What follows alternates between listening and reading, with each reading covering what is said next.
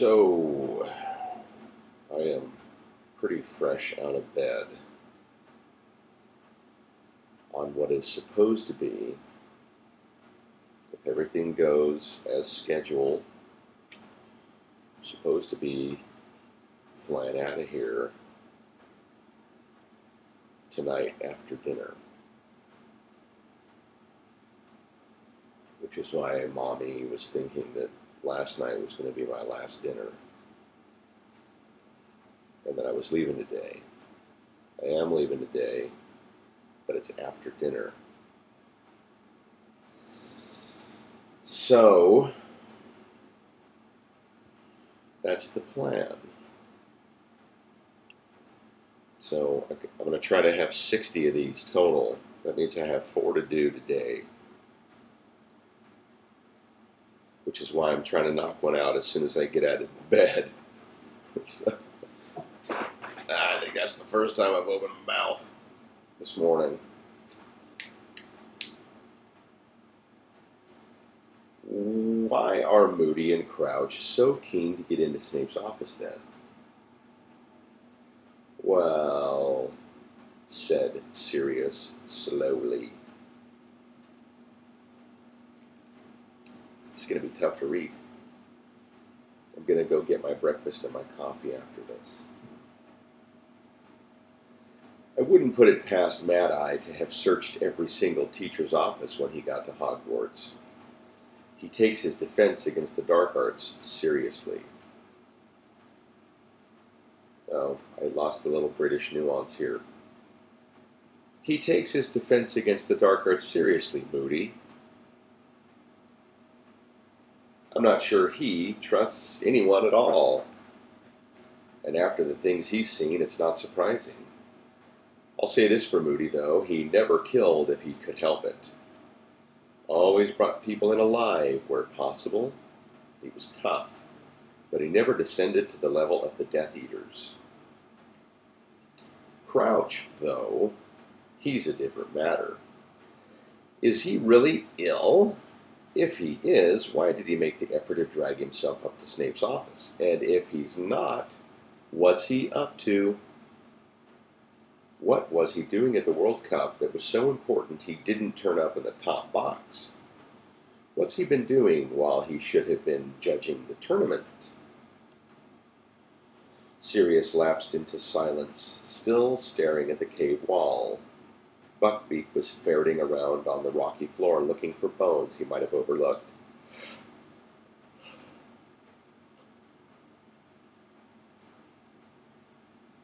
Finally, Sirius looked up at Ron. You say your brother's Crouch's personal assistant? Any chance you could ask him if he's seen Crouch lately? I can try, said Ron doubtfully. Better not make it sound like I reckon Crouch is up to anything dodgy, though. Percy loves Crouch. And you might try and find out whether they've got any leads on Bertha Jorkins while you're at it, said Sirius, gesturing to the second copy of the Daily Prophet. Bagman told me they hadn't, said Harry.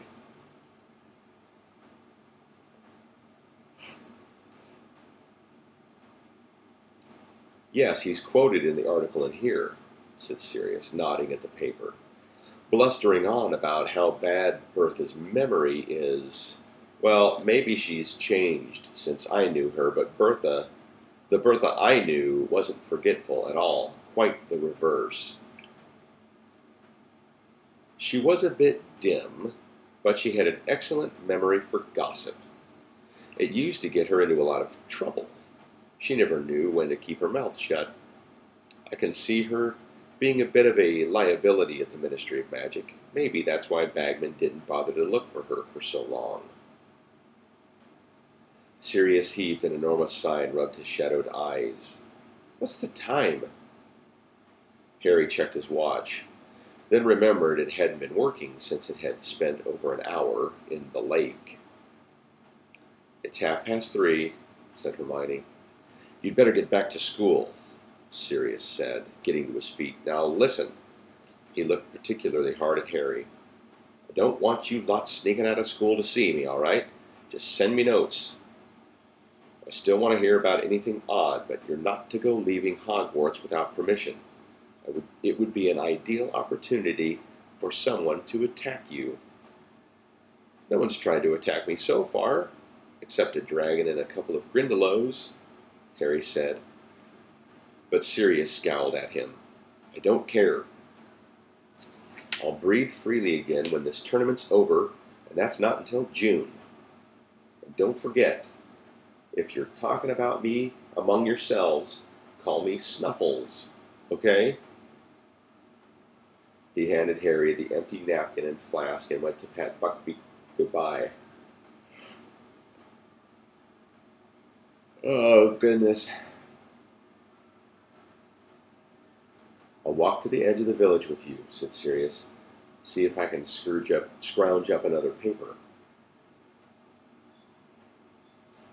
He transformed into the great black dog before they left the cave, and they walked down the mountainside with him, across the boulder-strewn ground and back to the stile. Here he allowed each of them to pat him on the head before turning and setting off at a run around the outskirts of the village. Harry, Ron, and Hermione made their way back into Hogsmeade and up to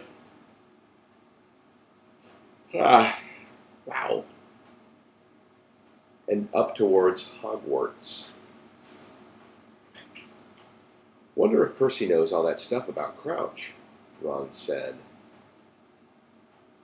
as they walked up the drive to the castle. But maybe he doesn't care. It'd probably just make him admire Crouch even more. Yeah, Percy loves rules. He'd just say Crouch was refusing to break them for his own son.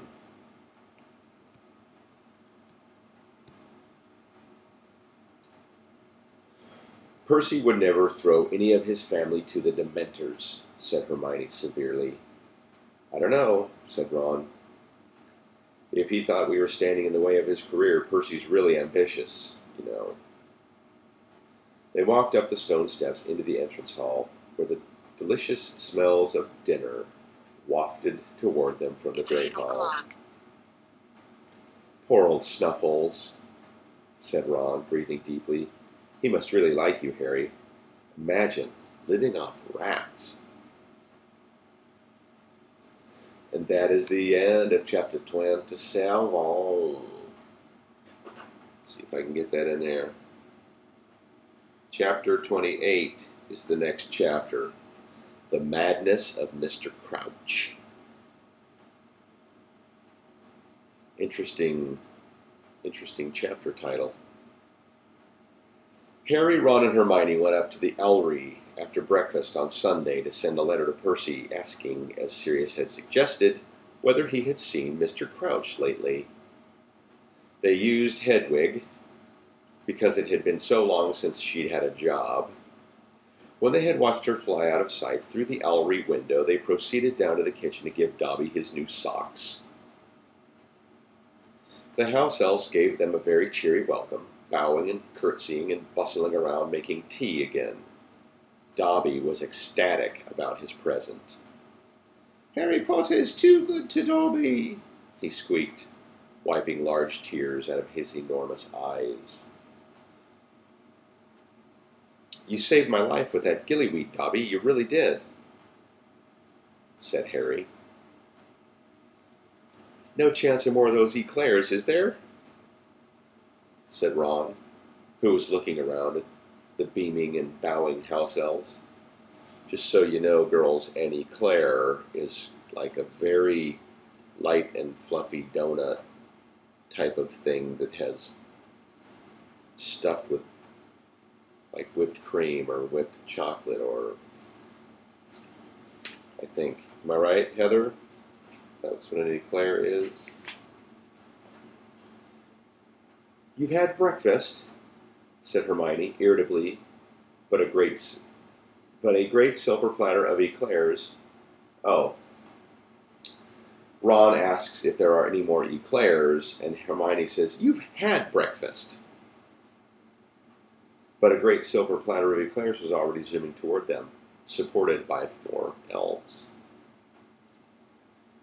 We should get some stuff to send up to Snuffles, Harry muttered. Good idea, said Ron. Give Pig something to do. You couldn't give us a bit of extra food, could you? He said to the surrounding elves, and they bowed delightedly and hurried off to get some more. Dobby, where's Winky? Said Hermione, who was looking around. Where is Winky? I don't know, because as usual, I don't read ahead.